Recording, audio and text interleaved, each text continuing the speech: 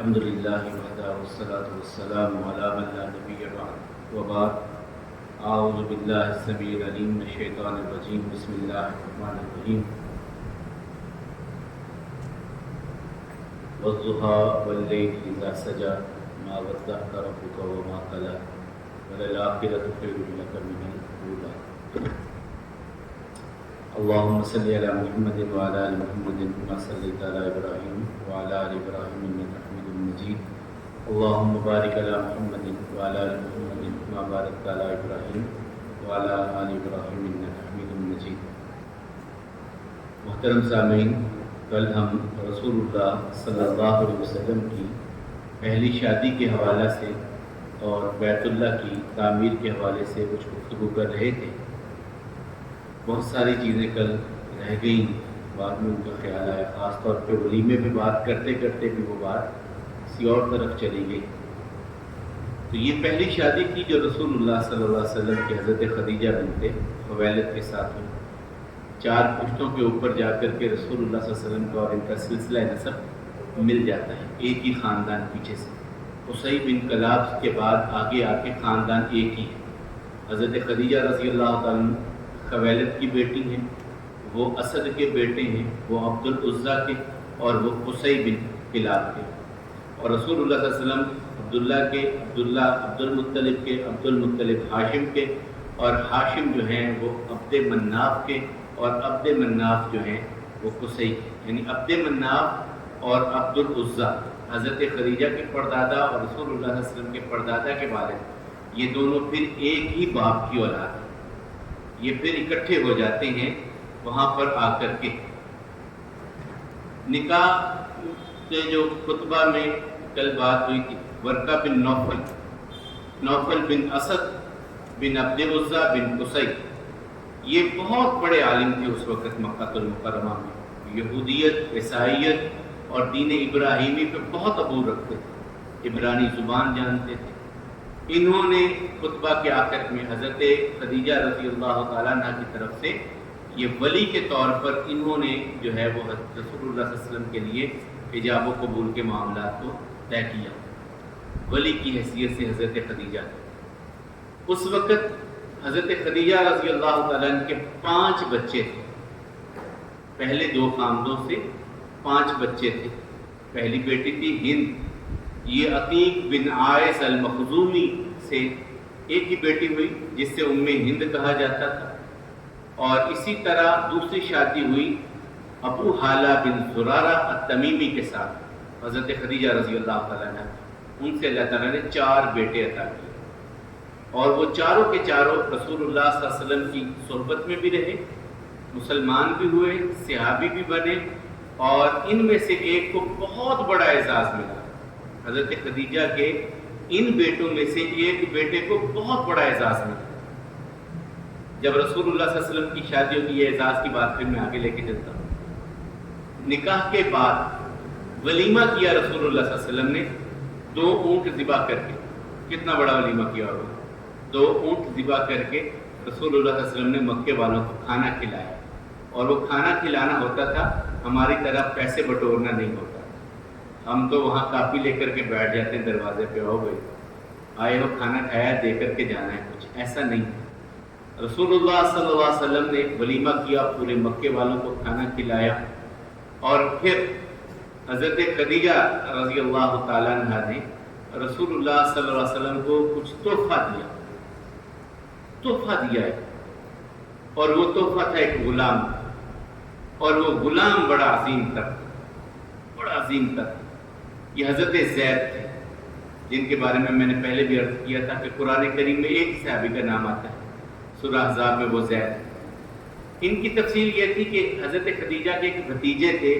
حکیم بن حزام، یہ بعد میں مسلمان بھی ہو گئے، بڑے سخی آدمی تھے۔ شیب ابی طالب کا جب ذکر آئے گا تو اس میں بھی انہوں نے بڑا تعاون کیا رسول اللہ صلی اللہ علیہ وسلم سے، غلام بہت آزاد کرتے تھے۔ یہ عکاظ کی ایک منڈی لگتی تھی جہاں غلام بکتے تھے۔ یہ منڈی پہ گئے تو ایک نوجوان ابھرتا ہوا بڑا اچھا لگا، قد و کال اچھے لگے، محنتی لگا، ادب اداب والا لگا، تو خرید لایا۔ خرید کر کے جب لائے تو اپنی پھپھو کو کہا، پھپھو جان یہ بچہ مجھے اچھا لگا تھا، منڈی میں بک رہا تھا، میں اسے خرید کر کے لے آیا آپ کے گھر کے کام کاج کے لیے۔ جب رسول اللہ صلی اللہ علیہ وسلم کا نکاح حضرت خدیجہ سے ہوا تو انہوں نے پھر اس زید رضی اللہ تعالیٰ کو رسول اللہ صلی اللہ علیہ وسلم کی خدمت کے لیے وقف کر دیا کہ آپ کے سارے کام کاج یہ زید دیکھا کریں گے۔ زید کے خاندان والے ان کو تلاش کر رہے تھے کیونکہ یہ اپنی والدہ کے ساتھ جاتے ہوئے اپنے ننیال میں رستے میں اغوا ہو کر کے بکے تھے۔ ان کے والد بڑے پریشان، حارثہ بن شراحیل بڑے پریشان کہ ہمارا بیٹا گم ہو گیا۔ تو اتفاقاً یہ مکہ میں تھے تو ان کے علاقے سے بنو کلاب کے کچھ لوگ حج کرنے کے لیے آئے۔ جب حج کرنے کے لیے آئے تو انہوں نے اسے دیکھا، انہوں نے کہا تو فلاں کا بیٹا ہے، تو ادھر کیسے؟ تو انہوں نے بتایا کہ میں تو بکتے ہوئے یہاں پر پہنچ گیا۔ ان لوگوں نے جا کر کے واپس حضرت زید رضی اللہ تعالیٰ عنہ کے والد گرامی کو بتایا کہ آپ کا بیٹا تو مکہ میں فلاں کے گھر میں ہے، وہ غلام بنا لیا گیا تھا اور اس طرح بکتے ہوئے وہاں پہ پہنچا۔ اب یہ دونوں حضرت زید کے والد اور چچا وہاں سے پیسے وغیرہ کا کچھ انتظام کر کے کہ بیٹے کو جا کر کے لے کے آتے ہیں، قیمت بھی دینی پڑے دے دیں گے، لے کر کے لے آئیں گے۔ مکہ المکرمہ میں پہنچے، پوچھتے پچھاتے پتہ چلا کہ رسول اللہ صلی اللہ علیہ وسلم بیت اللہ میں، یہ بھی بیت اللہ میں آ گئے اور رسول اللہ صلی اللہ علیہ وسلم کے پاس آ کر کے انہوں نے کہا کہ ہم فلاں ہیں، فلاں علاقے سے ہیں، فلاں قبیلے سے ہیں، آپ کے بارے میں ہمیں جو پتہ چلا آپ بڑے سخی ہیں، بڑے خاندان کے ہیں، قوم بڑی ہے، قبیلہ بڑا ہے آپ کا، بنو ہاشم سے ہیں اور آپ لوگوں پر احسان بہت کرتے ہیں، آپ لوگوں کی گردنوں کو آزاد کرتے ہیں جو غلام بن چکے ہوتے ہیں، تو ہم پر رحم کیجئے، ہمارا بیٹا آپ کے پاس ہے، وہ ہمیں دے دیجئے۔ تو رسول اللہ صلی اللہ علیہ وسلم ما ہوا، کس کی بات کر رہے ہو؟ کس کے بارے میں مجھ سے یہ ساری باتیں کر رہے ہو کہ ہمارا بیٹا آپ کے پاس ہے تو آزاد کر دیا، کس کی بات کر رہے ہو؟ تو انہوں نے کہا جی زید رضی اللہ تعالیٰ۔ تو رسول اللہ صلی اللہ علیہ وسلم سے کہنے لگے آپ نے قیمت لینی ہے، قیمت لے لیں، جو بھی آپ قیمت کہیں گے ہمارا بچہ دے دیں۔ تو رسول اللہ صلی اللہ علیہ وسلم فرماتے ہیں فَهَلَّ غَيْرَ ذَلِكَ، اس کے علاوہ کچھ اور ہو سکتا ہے؟ قیمت اور اس بات کے علاوہ بھی کچھ ہو سکتا ہے؟ انہوں نے کہا جی کیا ہو سکتا ہے اس کے علاوہ؟ تو رسول اللہ صلی اللہ علیہ وسلم فرمایا دعوا فخیروا فإن اختارکم فهو لکما بغیر فداء، اسے بلا لے کے زید کو اور اس سے پوچھ لیتے ہیں اور اسے اختیار دے دیتے ہیں کہ وہ تمہارے ساتھ جانا پسند کرے تو میں تم سے کوئی پیسہ نہیں لوں گا، تمہارا بیٹا ہے ٹھیک ہے میرے پاس آ گیا تھا، میں کوئی پیسہ نہیں وصول کروں گا اگر زید تمہارے ساتھ جانا پسند کرے۔ وَإِنْ أَخْتَارَنِي فَوَاللَّهِ مَا أَنَا بِالَّذِي أَخْتَارَ عَلَيَّ مَنْ أَخْتَارَنِي أَحَدًا، آقا فرماتے ہیں اگر اس نے مجھے پسند کر لیا پھر جو مجھے پسند کر لے پھر میں اس کا ہاتھ چھوڑتا نہیں، میں نے پھر اس کا ہاتھ، اگر اس نے مجھے پسند کر لیا، اگر تمہیں پسند کرتا ہے لے جانا، کوئی پیسہ بات نہیں لوں گا، لے جانا اسے، لیکن اگر وہ مجھ کو پسند کرتا ہے پھر تمہارے ساتھ جانے نہیں دوں گا۔ انہوں نے کہا جی ٹھیک ہے، بڑی بہترین بات ہے۔ تو رسول اللہ صلی اللہ علیہ وسلم نے حضرت زید کو بلا لیا، میں حل تعریف ہؤلاء، ان کو پہچانتا ہے؟ من ہم، کون ہے یہ؟ کہنے لگے ابی و امی، یہ میرے ابا جان اور یہ میرے چاچا جان۔ رسول اللہ صلی اللہ علیہ وسلم کو تسلی ہوئی۔ پھر آقا علیہ الصلوۃ والسلام نے فرمایا زید یہ تمہیں لینے کے لیے آئے، میں تم کو اختیار دیتا ہوں، اگر تم ان کے ساتھ جانا چاہو مجھے کوئی اعتراض نہیں اور میں کوئی پائی پیسہ وصول نہیں کروں گا، تم جا سکتے ہو، اور اگر میرے پاس رہنا پسند کرو پھر میں تمہیں جانے بھی نہیں دوں گا۔ تو انہوں نے اس وقت کہا یا رسول اللہ صلی اللہ علیہ وسلم میں 1000 آزادیوں کو آپ کی غلامی پہ قربان کرتا ہوں، مجھے آزادی پسند نہیں ہے، میں آپ کا غلام بن کے رہنا پسند کرتا ہوں۔ تو آقا علیہ الصلوۃ والسلام نے فرمایا، اور چچا نے کہا، باپ نے کہا بھئی تو کیا کہہ رہا ہے، تو نہیں چاہتا کہ آزاد ہو جائے، تو غلام رہنا چاہتا ہے؟ کہا ابا جان جن کے اگر آپ ان کے اخلاق کریمانہ دیکھ لیتے تو آپ کا بھی یہی رویہ ہوگا، جن کے پاس میں رہا ہوں، جن کے پاس میرے شب و روز گزرے ہیں، ایسے آقا سب کو مل لے، میری تو یہی دعا ہے۔ تو وہ بڑے اس بارے میں حیران ہوئے کہ یہ ہمارے بیٹے نے کیا فیصلہ کیا۔ بہرحال رسول اللہ صلی اللہ علیہ وسلم نے پھر اس کے بعد ایک اور انتہا کی، زید کا ہاتھ پکڑا، بیت اللہ میں کھڑے ہو کر کے اعلان کیا، آج کے بعد میں زید کو اپنا بیٹا قرار دیتا ہوں، میں زید کو اپنا بیٹا قرار دیتا ہوں آج کے بعد۔ متبنہ بنانا، لے پالک بیٹا بنانا، یہ رسول اللہ صلی اللہ علیہ وسلم نے حضرت زید رضی اللہ عنہ کو اپنا بیٹا قرار دیا۔ پھر مدینہ میں آ کر کے اللہ تعالیٰ نے اس رسم کو توڑا اور کہا کہ خذوہم لآبائہم، اگر بچہ لے کر کے پالا بھی ہے تو اس کو اس کے اصل والد کی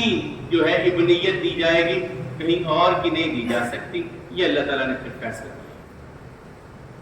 تو حضرت زید رضی اللہ عنہ پہ زید بن محمد بھی لوگ کہنے لگے۔ پھر رسول اللہ صلی اللہ علیہ وسلم نے ان کی شادی کی ام ایمن کے ساتھ، برقہ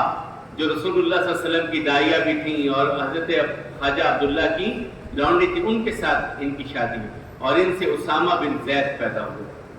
جنہیں رسول اللہ صلی اللہ علیہ وسلم نے کمانڈر بنایا تھا اپنے دور میں، کہ بڑے کمانڈر بنے۔ تو یہ تحفہ تھا حضرت پھر نبی کریم صلی اللہ علیہ وسلم نے انہی حضرت زید رضی اللہ تعالیٰ کی شادی مدینہ میں آ کر کے اپنی پھوپھی ذات بہن حضرت زینب بنت جحش کے ساتھ بھی کی، جو نبھا نہ ہو سکا، پھر طلاق پہ منتج ہوا معاملہ اور پھر ان سے رسول اللہ صلی اللہ علیہ وسلم نے نکاح کیا۔ تو یہ ان کا معاملہ تھا۔ اب آ جاتے حضرت خدیجہ رضی اللہ تعالیٰ عنہ کے بیٹوں کی طرف، جو پہلے خامد ابو حالہ بن زرارہ تمیمی سے تھے۔ 4 بیٹے تھے، چاروں مسلمان تھے۔ سب سے بڑے بیٹے جو تھے وہ ہند تھے، مسلمان ہوئے، غزوہ بدر میں بھی شامل ہوئے، احد میں بھی شامل ہوئے، رسول اللہ صلی اللہ علیہ وسلم کے بعد بھی 36 ہجری تک یہ زندہ رہے اور مسلمان رہے، اسلام پہ ان کی وفات ہوئی۔ دوسرے بیٹے تھے ان کے حالہ بن ابی حالہ، یہ بھی نبی کریم صلی اللہ علیہ وسلم ان سے بڑا پیار کرتے تھے۔ ایک مرتبہ آقا علیہ الصلوۃ والسلام لیٹے ہوئے تھے تو یہ آ گئے، رسول اللہ صلی اللہ علیہ وسلم نے آنکھ کھولی تو انہیں اٹھ کر کے اپنے سینے سے لگایا، حالہ آیا ہے، بڑے پیار سے رسول اللہ صلی اللہ علیہ وسلم نے انہیں اپنے سینے سے لگایا، اتنا پیار کرتے تھے رسول اللہ صلی اللہ علیہ وسلم ان سے۔ اور تیسرے بیٹے تھے حارث، انہیں اللہ تعالیٰ نے ایک بہت بڑا اعزاز دیا۔ یہ جو کلمہ ہم پڑھ رہے ہیں نا، اس کلمے کے لیے سب سے پہلا خون دینے والی یہ شخصیت، یہ حضرت خدیجہ کے بیٹے تھے حارث بن ابی حالہ۔ بیت اللہ میں مشرکین مکہ نے رسول اللہ صلی اللہ علیہ وسلم پہ دھاوا بول دیا اور یہ آگے بڑھ کر کے سینہ سپر ہو گئے، سامنے کھڑے ہو گئے اور کافروں کی ساری مار خود پہ سہ لی اور اسی کے ساتھ یہ شہید ہو گئے۔ یہ پہلے اسلام کے شہید ہیں جنہوں نے اپنی جان قربان کی رسول اللہ صلی اللہ علیہ وسلم کی حفاظت کرتے ہوئے۔ یہ حضرت خدیجہ کے گھر سے پہلا بیٹا ان کا جو ہے قربان ہوا۔ اور پھر ایک بیٹے ان کے طیب تھے، ان کے بیٹے طاہر بن ابی حالہ تھے، یہ بھی مسلمان ہوئے، اسلام پہ انہوں نے زندگی گزاری۔ اسی طرح رسول اللہ صلی اللہ علیہ وسلم زندگی گزرتی جا رہی تھی۔ بیت اللہ کی تعمیر کے حوالے سے جو کل ہم بات کر رہے تھے کہ جب یہ تعمیر ہونے لگی تو سامان اکٹھا ہو گیا، تو ابتداً ہر کوئی ڈر رہا تھا کہ اب بیت اللہ کے جو پہلے پتھروں کو ہٹانا ہے یہ کام کون کرے گا۔ کوئی بھی آگے نہیں بڑھ رہا تھا کہ میں پہلی عمارت ظاہر ہے وہ ڈھانی پڑے گی، پھر دوبارہ نئی عمارت بنے گی، تو کوئی بھی آگے نہیں بڑھ رہا تھا کہ میں یہ کام کروں۔ اس وقت حضرت خالد بن ولید رضی اللہ تعالیٰ کے والد ولید بن مغیرہ، یہ بھی ایک بڑا سردار تھا اور اس کے 12 بیٹے تھے۔ خالد بن ولید جیسے سارے شاہ سوار اور سپہ سالاروں میں سے تھا۔ اس کی بڑی محفل لگتی تھی، لوگ پنچایت اس کی ڈیرہ اس کا بڑا کمال کا تھا۔ جب یہ اپنے ڈیرے پہ آ کے بیٹھتا تھا، اس کے 12 بیٹے تھے، وہ سارے مکمل اسلحہ سے لیس ہو کر کے اس کے سامنے بیٹھتے تھے اور پھر یہ اپنی پنچایت میں آ کر کے بیٹھا کرتا تھا۔ یہ بڑی باروک شخصیت۔ اس نے سب سے پہلے کدال پکڑ کر کے وہ بیت اللہ کی جو ہے وہ عمارت کو ڈھانا شروع کیا۔ جب دیکھا لوگوں نے کہ اسے کچھ نہیں ہوا، پھر باقی عمارت کا معاملہ انہوں نے کیا۔ تو کل اسی اسنا میں بات ایک دو پوچھ رہا ہے کہ نبی کریم صلی اللہ علیہ وسلم نے چاہا کہ میری خواہش ہے کہ اس کے دروازوں کو 2 دروازے رکھوں اور نیچے رکھوں تاکہ لوگ اس میں سے آئیں جائیں، تو اور جو حتیم کی جگہ ہے اسے بھی شامل کر لوں۔ یہ نبی کریم صلی اللہ علیہ وسلم کے بعد پھر عبداللہ بن زبیر نے کام کیا، بیت اللہ کی تعمیر دوبارہ کی۔ پھر یہ رسول اللہ صلی اللہ علیہ وسلم کے جو ہیں تہری چہری رشتہ داری ان سے تھی۔ ان کی والدہ حضرت اسماء بنت ابی بکر، یہ رسول اللہ صلی اللہ علیہ وسلم کی سالی لگتی تھی، ابو بکر کی بیٹی تھی، اور ان کے والد زبیر بن عوام رسول اللہ صلی اللہ علیہ وسلم کی سکی پھوپھی صفیہ بنت عبد المطلب کے بیٹے تھے، اس حوالے سے بھی رشتہ تھا۔ تو یہ وہ شخصیت تھی عبداللہ بن زبیر کہ جب مسلمان ہجرت کر کے مدینے آئے، کچھ وقت کے لیے کسی کے کوئی بچہ پیدا نہیں ہوا، تو مدینے والوں نے کچھ لوگوں نے تانا دیا کہ دیکھا یہ تو آئے ہیں، ان کی تو خیر کوئی نہیں ہے ان کے پاس۔ سب سے پہلے بچے عبداللہ بن زبیر پیدا ہوئے تو مسلمان بڑے خوش ہوئے۔ انہوں نے وہ فرمان رسول اللہ صلی اللہ علیہ وسلم کا سنا تھا۔ ایک وقت ان کا آیا جب تو انہوں نے بیت اللہ کو جو ہے وہ دوبارہ گرا کر کے تو 2 دروازے رکھے، شرقن غربن، ایک مشرقی سائڈ پہ ایک مغربی سائڈ پہ 2 دروازے رکھے اور نیچے کر دیے، حتیم کو بھی شامل کر لیا۔ پھر بعد میں دوبارہ بنو امیہ کا معاملہ آیا، انہوں نے پھر تو اس کو پرانی طرز پہ کہ جس حالت میں رسول اللہ صلی اللہ علیہ وسلم چھوڑ کے گئے ہیں ہم اسی حالت میں اس کو رکھیں گے جس حالت میں رسول اللہ صلی اللہ علیہ وسلم نے چھوڑا۔ دوبارہ وہ پھر جو آخری بنا بنو امیہ کے دور میں وہی بنیادیں اب تک چل رہی ہیں۔ اسی اثناء میں مکہ میں قحط سالی تھی، کچھ معاشرتی مسائل پیدا ہوئے۔ اب رسول اللہ صلی اللہ علیہ وسلم نے ان معاشرتی مسائل کو بھانپتے ہوئے سب سے پہلے اپنے چچا عباس کے پاس گئے۔ خود رسول اللہ صلی اللہ علیہ وسلم کی مالی حالت بھی اچھی تھی اور حضرت عباس کی مالی حالت بھی بہت اچھی تھی۔ جا کر کے بیٹھے، بات کرتے کرتے کہنے لگے، چچا جان آپ جانتے ہیں کہ حالات اب مکہ میں لوگوں کے معاشی حالات اچھے نہیں ہیں، اور خاص طور پہ چچا ابو طالب کے معاملات جو ہیں، ان کے بچے ہیں، بیٹی بھی ہے، بیٹے بھی ہیں، تو کاروبار اتنا نہیں رہا ان کا، ہمیں کچھ کرنا چاہیے۔ چچا ابو طالب کے لیے انہوں نے ہمارے لیے اتنا کچھ کیا، اب ہمیں کچھ کرنا چاہیے۔ تو عباس کہنے لگے کیا ارادہ ہے، آپ کیا چاہتے ہیں؟ تو رسول اللہ صلی اللہ علیہ وسلم فرماتے ہیں چل کے ان سے بات کرتے ہیں، ایک بچہ آپ لے جائیں، ایک بچہ آپ پالیں، ان کا بوجھ کم ہو جائے گا، ان کے گھر کا بوجھ کم ہو جائے گا۔ ایک بچہ آپ لے آئیں اپنے گھر میں، ایک میں لے جاتا ہوں، بوجھ کم ہو جائے گا۔ تو چلو اٹھو چلو۔ اب یہ دونوں ہستیاں آئیں حضرت ابو طالب کے پاس، آ کر کے بیٹھ گئی، بات کرتے کرتے کہا کہ آپ کے حالات اس وقت ایسے ہیں کاروباری، آپ ایسا کریں کہ ہم یہ تجویز آپ کے پاس رکھ دیں، اگر آپ اپنے بچے ہمارے سپرد کر دیں آپ کے لیے بھی آسانی ہو جائے گی اور ہمارے گھر میں بھی رونق رہے گی کہ ہمارے بھتیجے خوشحالی کی زندگی گزاریں گے۔ تو اس وقت سردار ابو طالب نے کہا کہ وہ طالب کو اور عقیل طالب کو چھوڑ دو، باقی کسی کو لے کے جانا ہے تو لے جاؤ۔ تو حضرت عباس رضی اللہ تعالیٰ نے جعفر رضی اللہ تعالیٰ کو اپنے گھر میں لے گئے اور رسول اللہ صلی اللہ علیہ وسلم حضرت علی رضی اللہ تعالیٰ کو اپنے گھر میں لے آئے اور حضرت خدیجہ رضی اللہ تعالیٰ سے آ کر کے بات کی کہ اس طرح چچا کے معاملات تھے اور ان کی تنگی تھی، تو میں نے اس طرح علی کو اپنے گھر میں لے آیا، کیونکہ رسول اللہ صلی اللہ علیہ وسلم شادی کے بعد کچھ دیر کے بعد پھر حضرت خدیجہ کے گھر میں شفٹ ہو چکے، وہ بڑا گھر تھا، بڑا تھا، وہاں پہ شفٹ ہو چکے تھے رسول اللہ صلی اللہ علیہ وسلم۔ تو حضرت خدیجہ رضی اللہ تعالیٰ نے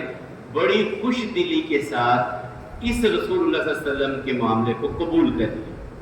کہ آپ لے کر کے آئیں، بسم اللہ، آپ نے فیصلہ کیا ہے، آپ میرے سر کے تاج ہیں، فیصلہ کر سکتے ہیں، آپ نے کیا ہے، بسم اللہ لے آئیے۔ اور پھر حضرت علی رضی اللہ تعالیٰ حضرت خدیجہ کی سرپرستی میں رہنے لگے۔ پھر اللہ تعالیٰ نے اسی اثناء میں ایک دن حلیمہ سعدیہ آئیں، ان کے بھی قبیلے میں کچھ تنگی تھی، جس طرح یہ مکہ میں ہوئی ان کے قبیلے میں بھی تھی، تو انہوں نے کہا چلتے ہیں مکہ میں محمد صلی اللہ علیہ وسلم سے ملتی ہیں۔ تو آئیں تو حضرت خدیجہ سے ملی اور بتایا، تو حضرت خدیجہ رضی اللہ تعالیٰ عنہ نے ان سے بہت خوش بھی ہوئی، تو جانے لگی تو 40 بکریاں اور 1 اونٹ دیا کہ یہ میری طرف سے تحفہ لے جائے گی، یہ میری طرف سے 40 بکریاں اور 1 اونٹ تحفے میں لے جائیے، جا کر کے ان کا دودھ استعمال کیجیے، آپ کے گھر کے کام کاج بہتر ہو جائیں گے، آسانیاں ہو جائیں گی۔ یہ تحفہ دے کر کے حضرت خدیجہ نے حلیمہ سعدیہ کو ان کے علاقے میں واپس بھیجا۔ اسی طرح رسول اللہ صلی اللہ علیہ وسلم کی پھر اولاد کا تذکرہ آ جاتا ہے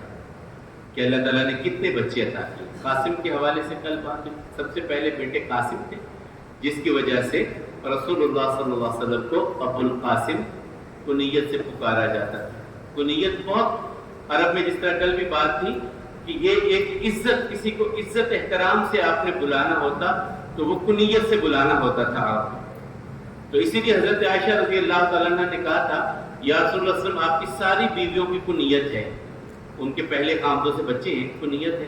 تو میرے تو پہلے کوئی خامد ہی نہیں تھا، شادی آپ سے ہوئی، یہ واحد قواری خاتون تھی جو رسول اللہ صلی اللہ علیہ وسلم کے نکاح میں آئی، تو میں کنیت کیسی رکھوں؟ تو رسول اللہ صلی اللہ علیہ وسلم میں اپنے بھانجے عبداللہ بن زبیر پر تو اپنے آپ کو ام عبداللہ کہلایا کر، یہ ام عبداللہ کہلایا۔ تو رسول اللہ صلی اللہ علیہ وسلم کی پہلی جو اولاد تھی وہ حضرت قاسم تھے، بہت چھوٹی عمر میں فوت ہو گئے، بہت چھوٹی عمر میں فوت ہو گئے۔ اور اس کے بعد اللہ تعالیٰ نے رسول اللہ صلی اللہ علیہ وسلم کو 4 بیٹیاں عطا کی۔ یہاں پر بہت سارے احباب اعتراض کرتے ہیں، سوال کرتے ہیں کہ نہیں، رسول اللہ صلی اللہ علیہ وسلم کی بیٹی صرف اور صرف ایک تھی، وہ حضرت فاطمہ تھی، باقی رسول اللہ صلی اللہ علیہ وسلم کی بیٹیاں نہیں تھیں، حضرت خدیجہ کے پہلے خامدوں سے تھیں۔ اور بعض اس سے بھی آگے چلے جاتے ہیں، وہ کہتے ہیں نہیں، حضرت خدیجہ کے وطن سے بھی نہیں تھیں، رسول اللہ صلی اللہ علیہ وسلم کی بھی نہیں تھیں، یہ رسول اللہ حضرت خدیجہ کی بہن حالہ کی بیٹیاں تھیں۔ یہ اس سے بھی آگے چلے جاتے ہیں، یعنی 3 موقف آ جاتے ہیں۔ ایک ہے کہ یہ حضرت حالہ بنت خویلد بن اسد کی بیٹیاں تھیں جو اپنی خالہ کے پاس پرورش پا رہی تھیں، اور خالہ جب رسول اللہ صلی اللہ علیہ وسلم کے نکاح میں آئیں تو یہ بھی ویسے ہی چلی آئیں، اور یہ رسول اللہ صلی اللہ علیہ وسلم کے زیر سایہ رہیں۔ پھر رسول اللہ صلی اللہ علیہ وسلم ان کی شادیاں کی، لیکن نہ یہ حضرت خدیجہ کی بیٹیاں تھیں نہ یہ رسول اللہ صلی اللہ علیہ وسلم کی بیٹیاں تھیں۔ ایک موقف یہ ہے۔ دوسرا موقف یہ ہے کہ نہیں، یہ حضرت خدیجہ کی بیٹیاں تو تھیں لیکن رسول اللہ صلی اللہ علیہ وسلم سے نہیں، ان کے پہلے خامد سے تھیں۔ تیسرا موقف یہ ہے کہ نہیں، یہ رسول اللہ صلی اللہ علیہ وسلم کی بیٹیاں تھیں اور حضرت خدیجہ کے وطن سے تھیں، یہ ہمارا موقف ہے۔ اس پر دلیل کیا ہے؟ دلیل ہونی چاہیے نا، ایسے تو خام خواہ میں ہم بات کر لیں کہ نہیں ایسے ہے ایسے ہے، وہ تو اپنی بات ہے۔ سب سے پہلی دلیل ہے قرآن کریم، سب سے پہلی دلیل قرآن کریم ہے۔ قرآن کریم میں اللہ احکم الحاکمین نے رسول اللہ صلی اللہ علیہ وسلم کے لیے ایک لفظ اختیار کیا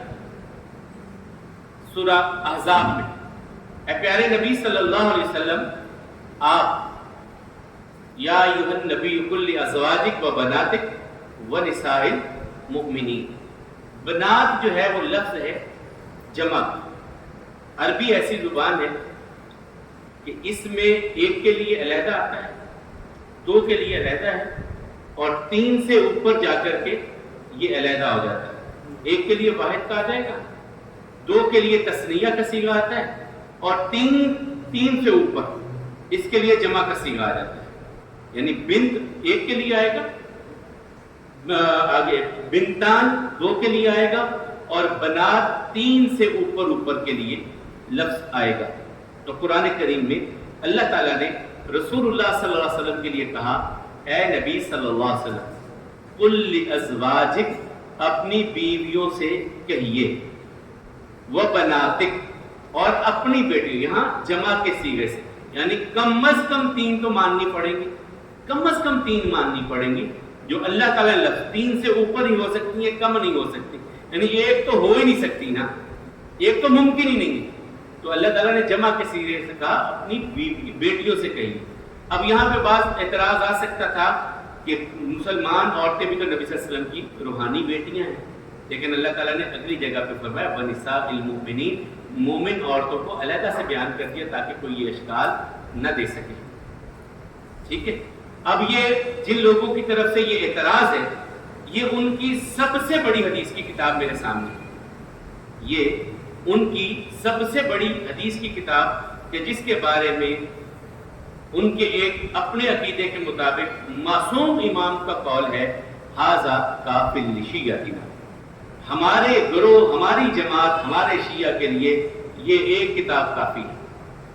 اور اس کتاب میں رسول اللہ صلی اللہ علیہ وسلم کی بیٹیوں کے حوالے سے جو تذکرہ آیا، بیٹوں کے حوالے سے جو تذکرہ آیا، وہ میں آپ کے سامنے پڑھ دیتا ہوں۔ وہ کہتے ہیں کہ رسول اللہ صلی اللہ علیہ وسلم کے لیے جب حضرت خدیجہ سے ان کا نکاح ہوا، رسول اللہ صلی اللہ علیہ وسلم کا حضرت خدیجہ سے نکاح ہوا، تو وہاں پر رسول اللہ صلی اللہ علیہ وسلم کے لیے جو بیٹا پیدا ہوا وہ قاسم تھا، ورقیہ وزینب و ام کلثوم، وولد له بعد المبعث الطیب والفاطمہ الطاہرہ، وروی ایضا انه لم یرى بعد البعث الا الفاطمہ۔ وہ کہتے ہیں نبی کریم صلی اللہ علیہ وسلم کو نبوت کے اعلان سے پہلے اللہ نے قاسم بھی عطا کیا، اللہ نے زینب بھی عطا کی، رقیہ بھی عطا کی، اللہ نے ام کلثوم بھی عطا کی، اور اللہ نے طیب و طاہر جسے عبداللہ بھی کہا جاتا ہے یہ بھی عطا کیے، اور نبوت کے ملنے کے بعد فاطمہ کو اللہ نے عطا کیا۔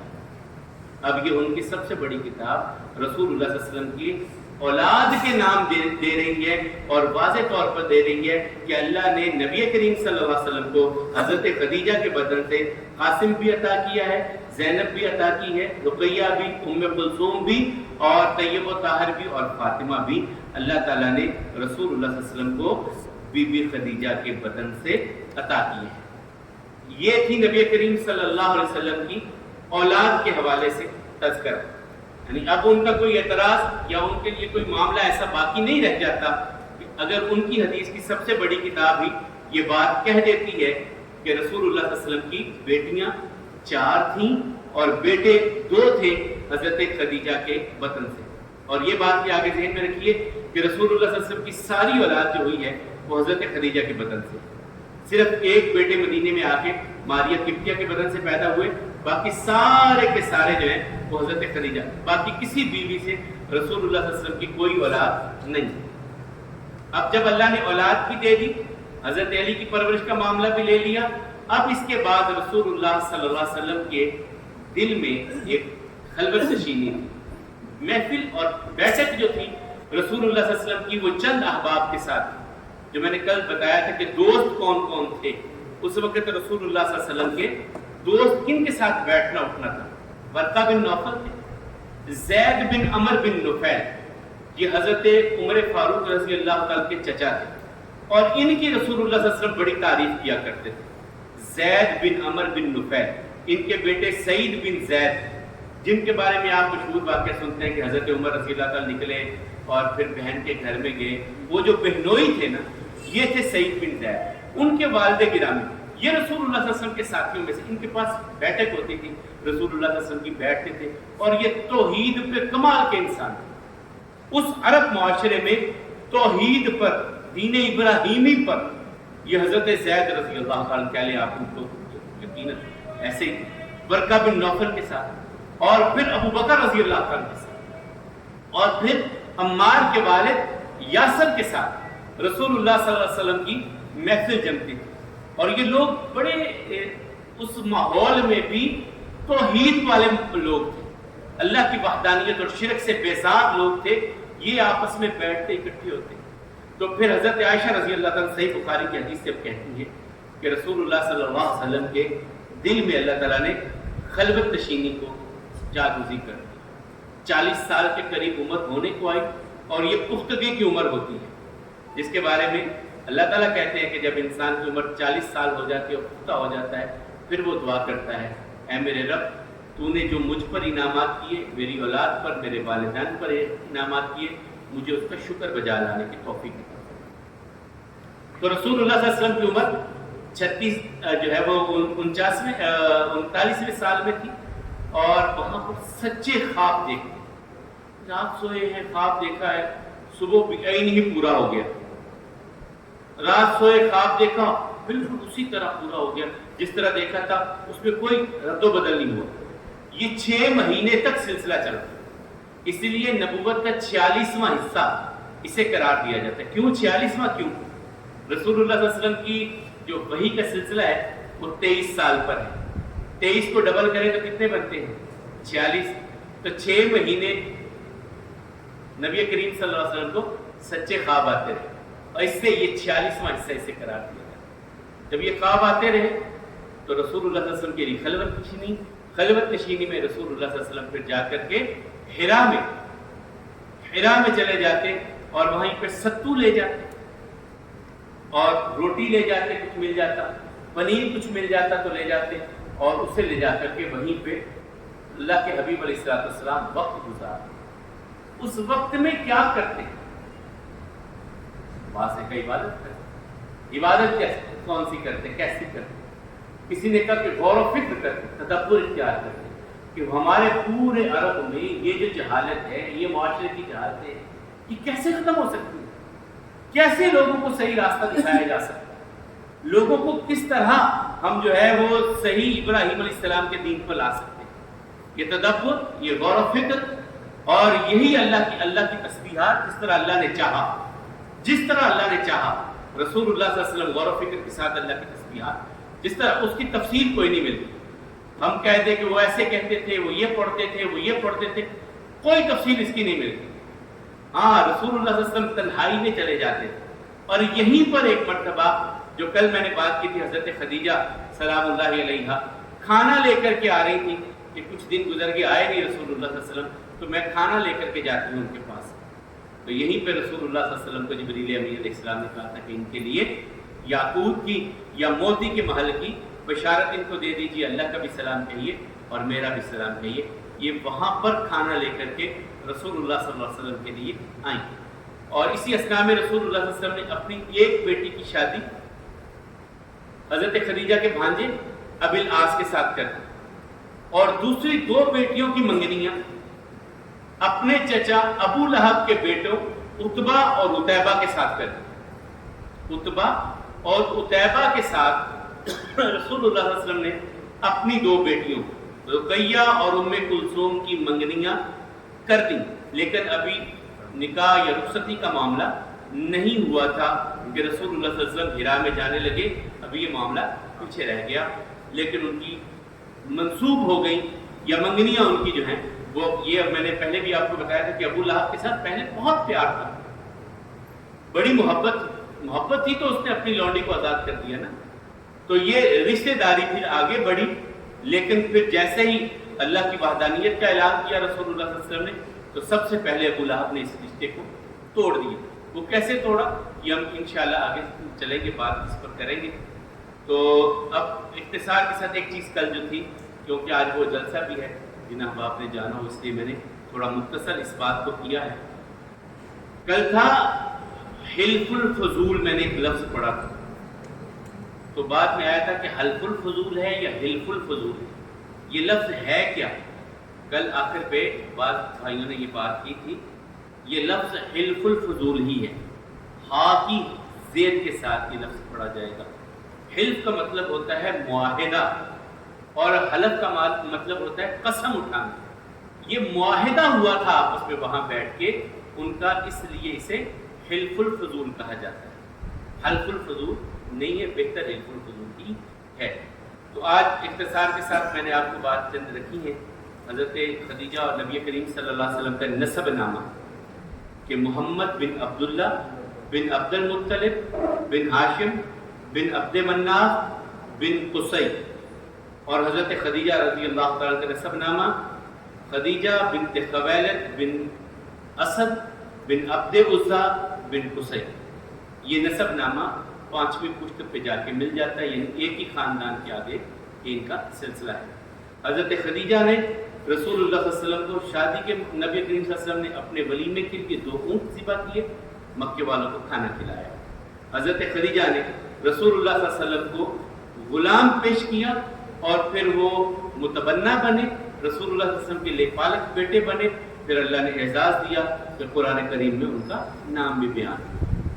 حضرت خدیجہ کے پہلے خامن سے 4 بیٹوں میں سے 4 مسلمان ہوئے, نبی کریم صلی اللہ علیہ وسلم کا ساتھ دیا, اور ان میں سے حارث بن ابی حالہ کو یہ فضیلت ملی کہ وہ رسول اللہ صلی اللہ علیہ وسلم کا دفاع کرتے ہوئے اسلام کی آبیاری کے لیے جو سب سے پہلا خون دیا انہوں نے دیا۔